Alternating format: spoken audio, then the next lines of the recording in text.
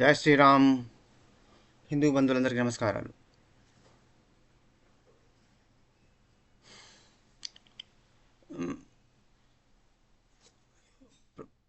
ప్రపంచంలోని ప్రజలందరూ కూడా ఇంకా గ్రహించని విషయం ఏంటిదంటే, ఈ విశ్వము, ఈ భూగ్రహము, ఈ మదర్ ప్లానెట్ అనేది it is not meant for only human beings.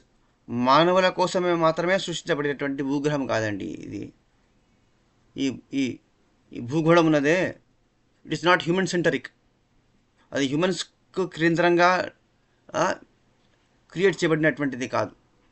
విశ్వం లోపల, ఈ ప్రకృతి లోపల ఉన్నటువంటి సమస్త జీవులకు, అంటే చీమలకు, దోమలకు, పురుగులకు, పక్షులకు, చేపలకు, ఆకాశంలో విహరించే పక్షులకు, నీళ్ళలో బతికేటటువంటి చేపలకు, భూమి బతికే జంతువులకు, మనుషులకు అందరికీ కూడా సమానమైన దృష్టితోనే నేచర్ ఉంటుంది. అవి డిఫరెంట్గా పనిచేస్తాయి కావచ్చు, కానీ ద బేసిస్, ఆరిజిన్, సోర్స్ ఏదైతే ఉన్నదో అది ఒక్కటే. ఈ భూగ్రహం మీద అన్ని జీవులకు బ్రతికే సమాన హక్కు ప్రకృతే ఇచ్చిందనమాట. మనము అన్ని జీవులను రోజు, ప్రతి సంవత్సరము, ప్రతిరోజు కూడా బిలియన్స్ అనమాట, కోట్లు కాదు, బిలియన్స్, ప్రపంచవ్యాప్తంగా బిలియన్స్, కొన్ని బిలియన్స్ లోపల చేపలు, పక్షులు, జంతువులు చంపబడి మనుషులు తినేస్తా అంటారు అనమాట. ఇది అపారమైనటువంటి డ్యామేజ్ ప్రకృతికి జరుగుతుంది. మళ్ళీ వీళ్ళు ఏం సమర్థించుకుంటారు? మాంసం తినడము తప్పు కాదు, పాపం కాదు, దేవుడే మాకు హక్కు ఇచ్చిండు, మేము దేవుని నమ్ముకుంటే చాలు, మా పుస్తకాన్ని నమ్ముకుంటే చాలు, స్వర్గానికి పోతామంటారు అనమాట. ఇదంతా కూడా డాగ్మా, వితండవాదం అనమాట. అదేమాత్రం కూడా అశాస్త్రీయమైనటువంటి మూఢనమ్మకము తప్ప దానికి ఎటువంటి ప్రూఫ్ లేదు. దాన్ని లాజికల్గా వాళ్ళు నిరూపించలేరు. అండ్ సబ్స్టాన్షియేట్ చేయడానికి ఎటువంటి ఆర్గ్యుమెంట్ లేదనమాట. కేవలం బ్లైండ్ బిలీఫ్ అనమాట. గాడ్ హ్యాస్ క్రియేటెడ్ ఇంత విశ్వాన్ని మనుషుల కోసమే సృష్టించి ఉండేది ఉంటే, కేవలం ఒక్క భూగోళం మీద మాత్రమే మనుషులం ఉన్నాము. అది కూడా మనము మన సౌర కుటుంబంలోనే, సోలార్ ఫ్యామిలీలోనే ఇంకా ఉన్నాయి కదా, మార్స్, జూపిటరు.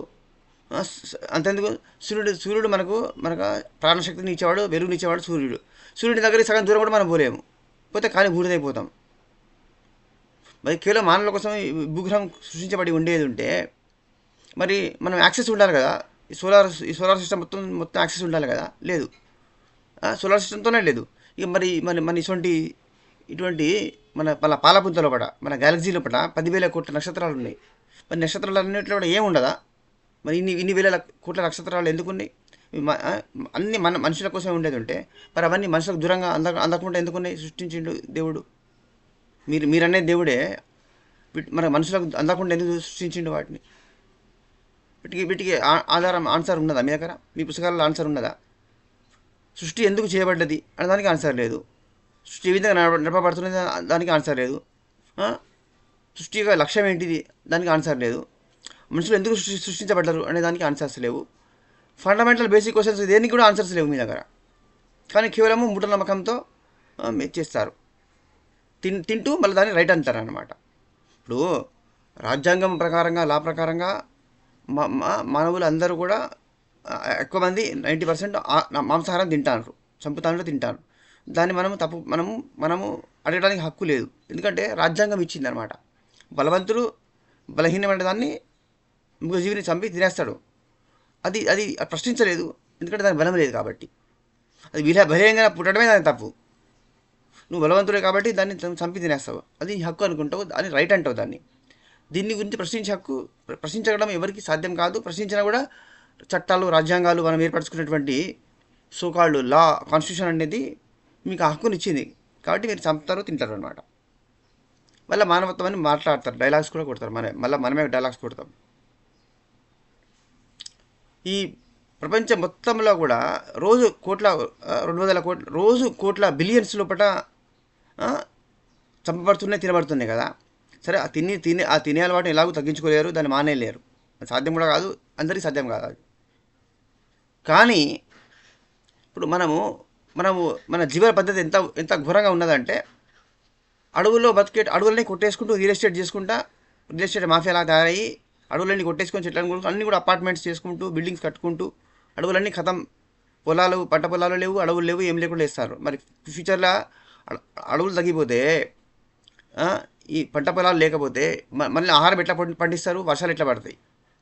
ఇప్పటికైనా గవర్నమెంట్ ఇక ముందు అడవులను కొట్టేయకుండా ఇంకా పంట పొలాలను రియల్ ఎస్టేట్గా వెంచర్స్గా మార్చకుండా ఒక లా తీసుకురావాలన్నా లేదా ఇండియా మొత్తంలో కూడా అది గవర్నమెంట్ చేస్తలేదు. ఎందుకంటే వాళ్ళకు ఇన్కమ్ వచ్చేది రియల్ ఎస్టేట్ మాఫియాతోనే డబ్బులు వస్తాయి కాబట్టి వాళ్ళు చేస్తలేరు. ఎవరు పట్టించుకుంటారు అనమాట. ప్రజల పట్ల అవేర్నెస్, ప్రజల పట్ల చైతన్యం రావాలి ఫస్ట్. అడవుల్ని కొట్టడం వల్ల ఏమైంది, కోతులు కుక్కలు వాటికి ఆహారం దొరకలేదు, ఉడతలు కూంగెలు వేటికి ఆహారం లేదు, మంచినీళ్ళు కూడా లేవు వాటికి.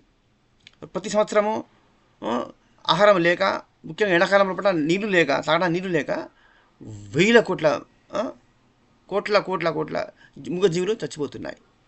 ఇప్పుడు మనం ఉండే ప్రదేశాలలో ఎక్కువగా ఉండేది ఏంటి, మనకు చెట్ల మీద ఇంట్ల పైన టెర్రస్ మీద కోతులు దిగుతూ కనబడతాయి. మనకు ఎప్పటికీ 24 hours సర్వీస్ ఇచ్చేది, 365 days కూడా సర్వీస్ ఇచ్చేది ఏంటంటే మనం అపాయింట్ చేసుకోకుండా కూడా వీధుల్లో రాత్రంతా కూడా తిరుగుతూ ఉండేటువంటి కుక్కలు, మూగజీవులు. అవి మనము అపాయింట్ చేయకుండా కూడా అవి మన సెక్యూరిటీ లాగా మన ఇళ్ళ కాపలా కాడుతుంది. దొంగలు రాకుండా రాత్రంతా కూడా కాలనీలలో, విధులలో, లోకల్స్లో కాలనీలో పట్ల తిరుగుతూ ఉంటాయి. వాటికి ఇదివరకు ఆహారము, మిగిలిపోయిన ఆహారం బయటపడేస్తే అవి తినేసేదన్నమాట. ఇప్పుడు మున్సిపాలిటీ వాళ్ళు స్వచ్ఛ భారత్ ప్రోగ్రాం తర్వాత డైరెక్ట్గా మున్సిపాలిటీ వాళ్ళు ట్రాక్టర్స్లో కలెక్ట్ చేసుకొని పోతున్నారు కాబట్టి వేస్ట్ స్టఫ్ అంతా కూడా రిమైండ్ ఫుడ్స్, రాటన్ సబ్స్టెన్సెస్ అన్నీ కూడా అందులో పడేసుకొని తీసుకుపోతున్నారు కాబట్టి వాటికి ఏమాత్రం కూడా not even 1 morsel of foods దొరుకుతలేదు వాటికి. దాంతో ఏంటంటే ఆకలితో పిచ్చి పట్టి మురుగుతూ పిచ్చి పట్టింది అనుకొని మున్సిపాలిటీలో ఫోన్ చేయగానే వాళ్ళు వచ్చి వాళ్ళ ట్రాక్టర్ వేసుకొని మందు పెట్టి చంపేస్తున్నారు. ఇలా కాకుండా ప్రతి ఇంటి ముందు ఒక మూలకు, ఇంటి ముందర ఆ రోడ్డు పైన ఒక కార్నర్ లోపల కొంచెం ఆహారం పడేస్తే అవి రోజు ఆహారం తింటాయి కదా. ఎంత తింటాయి వాటికి? ఒక 2-3 morsels ఫుడ్, మిగిలిపోయిన ఫుడ్డే. మనం దానికి డబ్బులు ఎక్స్ట్రా ఖర్చు పెట్టిన అవసరం లేదు. మనం తినగా మిగిలిపోయిన అన్నం కూరలు ఏముంటాయో తెల్లారికి బాగా ఖరాబ్ అయిపోతాయి కదా, అవి వాటిని పడేసేది ఉంటే అవి కుక్కలు తిని వాటి ఆహారం తింటే అవి బతుకుతాయి.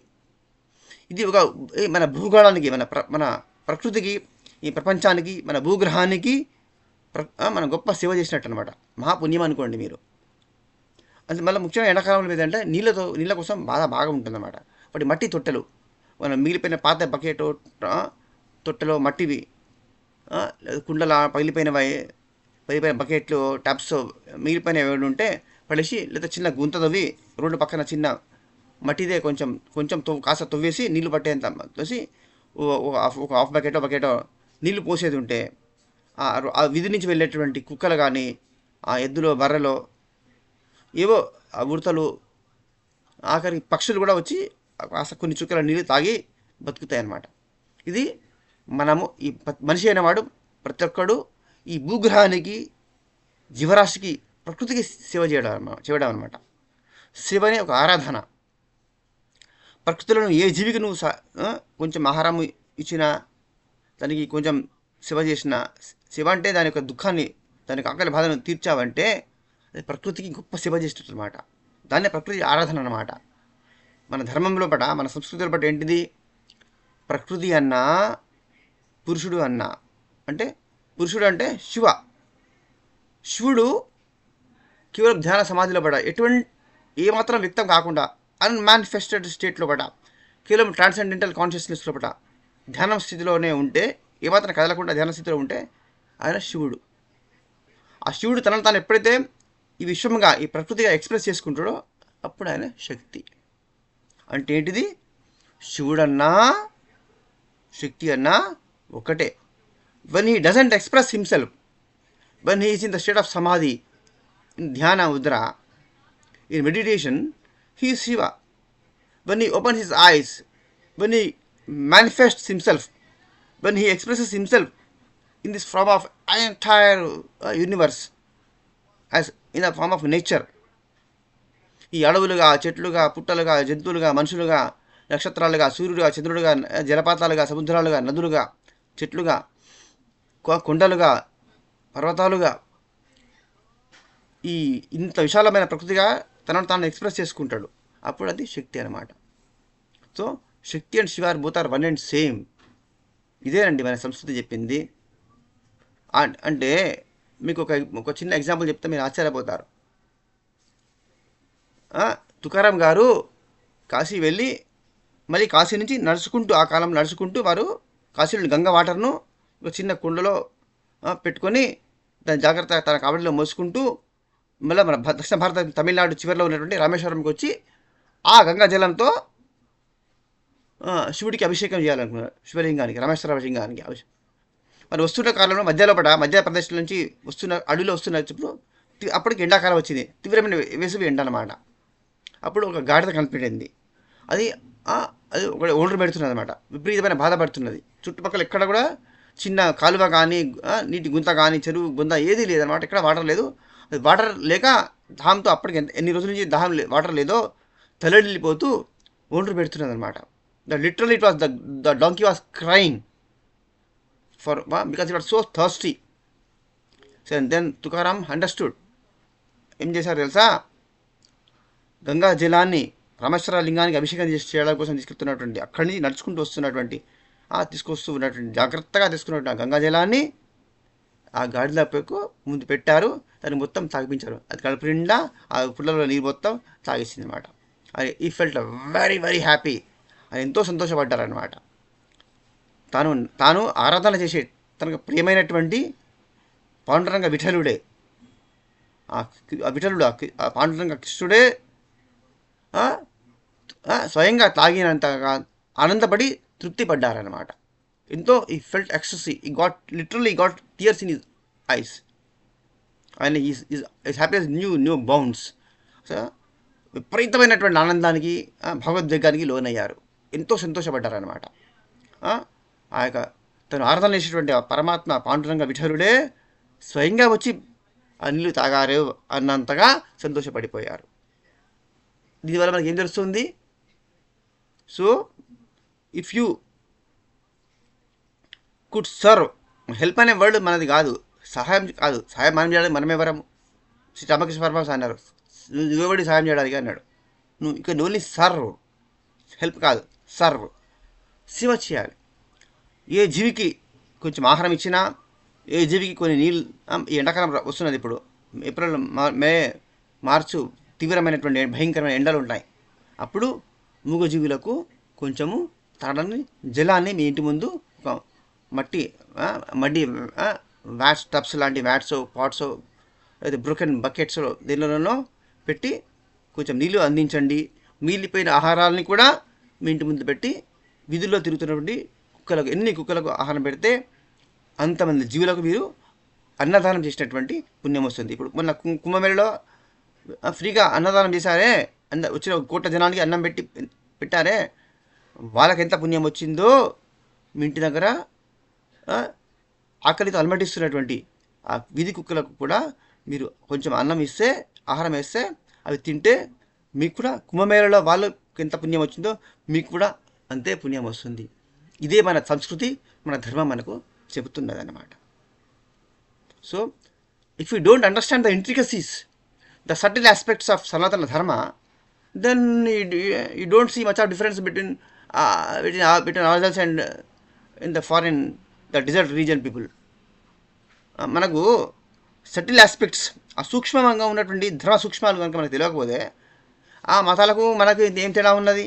అన్నీ ఒకటే అని సూడో సెక్యులర్ అని చెప్తాను కదా, అన్నీ ఒకటే అని. అది మనం నిజమనుకొని నమ్ముతున్నారు. మన వాళ్ళందరూ సూడో సెక్యులర్లు అయిపోయారు. హిందువులంతా కూడా సెక్యులర్లు అయిపోయారు, సూడో సెక్యులర్లు అయిపోయారు, సూడోస్ అయిపోయారనమాట. మతాలు అనేవి వితండవాదాలు, మూఢనమ్మకాలు, అశాస్త్రీయమైనవి. మతాలకు ధర్మానికి పోలిక లేనే లేదు. అస్థిమ శతాంతర భేదం ఉందన్నమాట. భూమికి ఆకాశానికి ఉన్నంత తేడా ఉంది.